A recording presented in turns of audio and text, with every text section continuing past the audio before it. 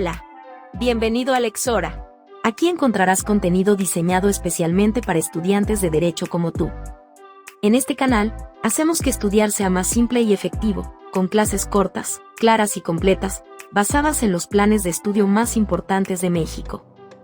Suscríbete, dale like y acompáñanos en este viaje para dominar el derecho. En esta tutoría, vamos a estudiar la imputación del pago y la presunción de haber pagado. A lo largo de las clases anteriores, hemos analizado el pago como el principal medio de extinción de las obligaciones. Hemos estudiado su concepto y sus elementos esenciales, como el sujeto que paga, el acreedor que recibe, el objeto del pago y la causa que justifica su realización. También examinamos los requisitos que debe cumplir el pago para ser válido, destacando la identidad, la integridad, la puntualidad y el lugar adecuado del cumplimiento.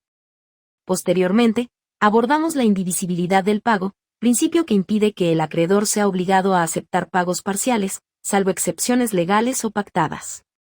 Finalmente, analizamos las modalidades del pago, es decir, el lugar, el tiempo y la forma en que debe ejecutarse, aspectos fundamentales para garantizar la seguridad jurídica en las relaciones obligacionales. En esta clase, nos enfocaremos en dos aspectos que surgen cuando existen múltiples deudas, o cuando hay incertidumbre sobre si el pago se ha realizado.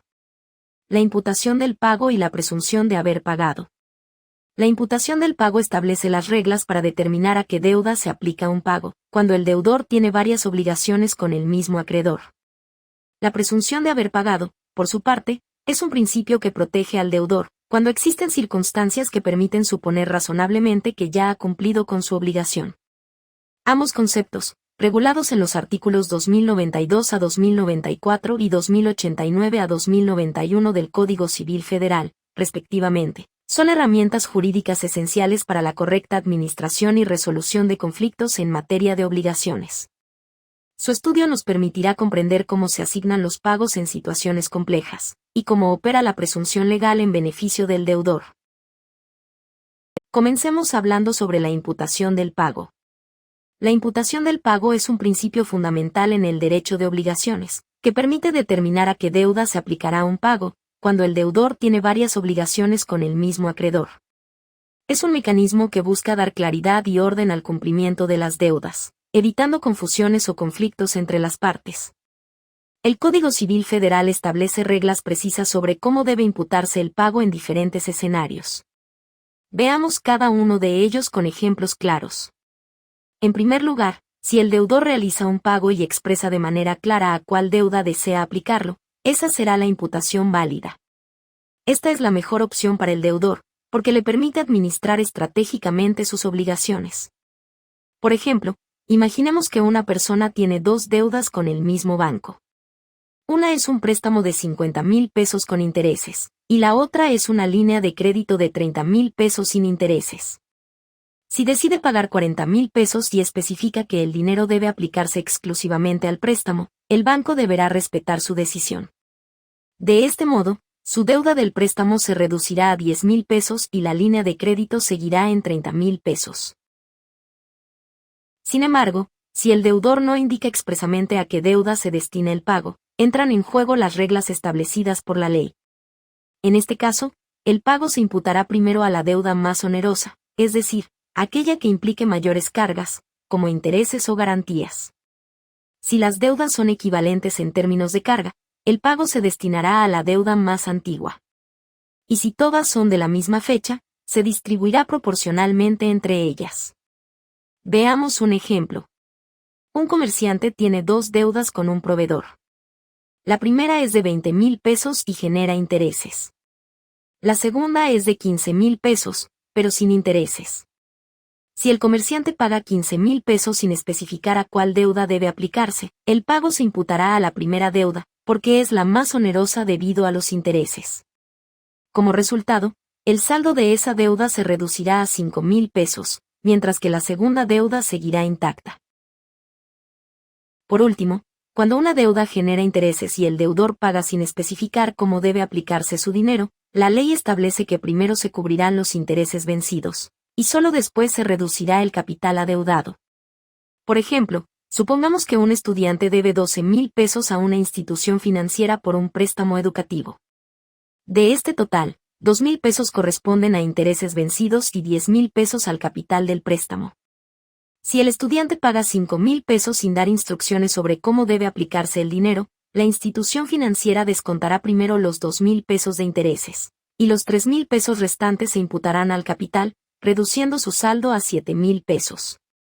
En todos estos casos, la imputación del pago busca garantizar el orden y la certeza en el cumplimiento de las obligaciones. Saber cómo se aplican estas reglas permite a deudores y acreedores actuar con seguridad y previsión al momento de realizar o recibir un pago. Vamos a ver ahora la presunción de haber pagado.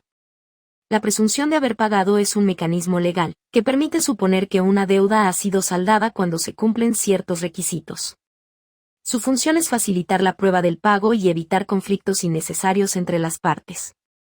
En términos prácticos, estas presunciones ayudan a que los acreedores no puedan exigir un pago dos veces, y a que los deudores no tengan que probar constantemente que han cumplido con sus obligaciones. Veamos los principales casos en los que opera esta presunción con ejemplos claros. En primer lugar, cuando la obligación consiste en pagos periódicos, como rentas o pensiones alimenticias, la ley presume que si se acredita el pago de la última cuota, las anteriores también han sido cubiertas, salvo que el acreedor pruebe lo contrario.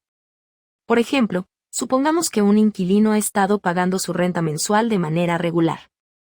En enero, el arrendador le extiende un recibo por el pago de ese mes. En este caso, la ley presume que las rentas de diciembre, noviembre y meses anteriores también han sido cubiertas, a menos que el arrendador demuestre lo contrario con pruebas contundentes, como la ausencia de recibos previos o reclamaciones de pago anteriores. Otra presunción importante se da cuando un deudor liquida el capital de una deuda sin mencionar los intereses. En este caso, se presume que los intereses ya fueron pagados. Por ejemplo, un comerciante contrajo una deuda de 100,000 pesos con intereses. Años después, acude con su acreedor y le paga exactamente los 100,000 pesos sin hacer ninguna reserva sobre los intereses. Si después el acreedor intenta cobrarle los intereses, el deudor puede alegar que la ley presume que ya los pagó, y será el acreedor quien deba demostrar lo contrario. Finalmente, la ley establece que si el acreedor entrega al deudor el documento que acredita la deuda, como un pagaré o un contrato de crédito, se presume que la deuda ha sido saldada. Imaginemos que una persona obtuvo un préstamo bancario respaldado por un pagaré. Años después, acude al banco y realiza un pago. Si el banco le devuelve el pagaré original sin ninguna anotación de saldo pendiente, la ley presume que la deuda ha sido completamente pagada. Si el banco después intenta reclamar un saldo adicional, deberá demostrar con pruebas que el pago no fue total.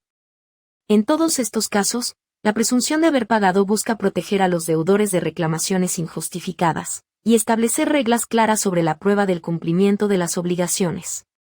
Sin embargo, estas presunciones pueden ser desvirtuadas si el acreedor presenta pruebas que demuestren lo contrario. Y así llegamos al final de esta clase. Espero que te haya sido útil y que ahora tengas una mejor comprensión de este tema. Si te quedaron dudas o tienes alguna pregunta, no dudes en escribirnos en los comentarios. Siempre estamos atentos para ayudarte y responderte lo antes posible. Recuerda que en nuestra página web, lexora.com.mx, encontrarás más recursos para complementar tus estudios. Y como agradecimiento por llegar hasta aquí, en el primer comentario de este video te dejamos un enlace directo a un resumen completo sobre este tema, que podrás consultar o descargar.